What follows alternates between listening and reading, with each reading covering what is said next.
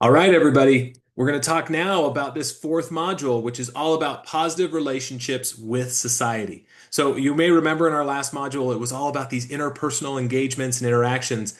Well, guess what? Our organization engages with our communities.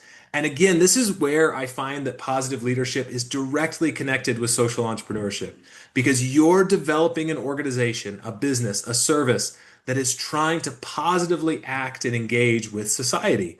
And so, with that, I wanted to share just a couple of examples of this.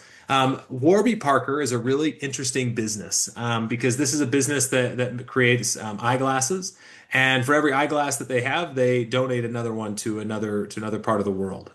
And there is some debate now about kind of the impact of this on some of these third world countries, that it reduces the ability for innovation in those spaces.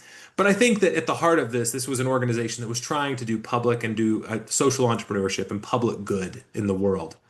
But this is where we get a chance to see what this might look like for an organization. So in this organization, they distributed 15 million pairs of glasses through the buy one, give one pair initiative. And so that is a huge impact on the world of people being able to see.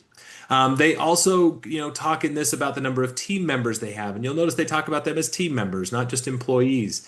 The number of stores that they've created and developed. And then also, in addition to this buy one, get one, they also encourage volunteer hours in their community. This all goes about ways of helping your organization to develop a persona within society. I've worked with another large organization. It was called Mattress Firm. They spent a lot of time in their organization trying to get local stores because Mattress Firm was one of the fastest growing businesses in the late or mid 2015, 2014. They would have local business entities. So their Mattress Firm in Dallas, or we have 10 of them in Dallas, but in Dallas and Fort Worth and in San Antonio or Chicago, and they would find local volunteer opportunities. And so in one organization, for example, I remember they had someone whose wife had breast cancer. And so that kind of franchise of Mattress Firm, that store in Mattress Firm, they would focus their volunteer hours on issues related to breast cancer because it was personal to them and it became a part of their organization. So not only did it develop this kind of society facing piece of their organization, but it also really helped to kind of build that camaraderie and that relationship between the organization and that external world. So again, that's what this is all about. This week, you're going to have a chance to read an article about Warby Parker, should you desire. There's also a Simon Sinek video, and he's kind of a famous, kind of organizational, talking head.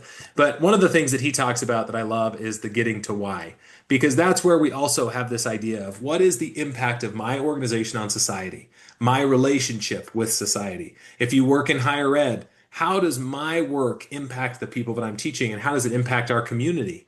That's critical. And this is going to kind of be a precursor to our module number 7, which is all about developing my sense of purpose, which I think that you'll find to be meaningful as well.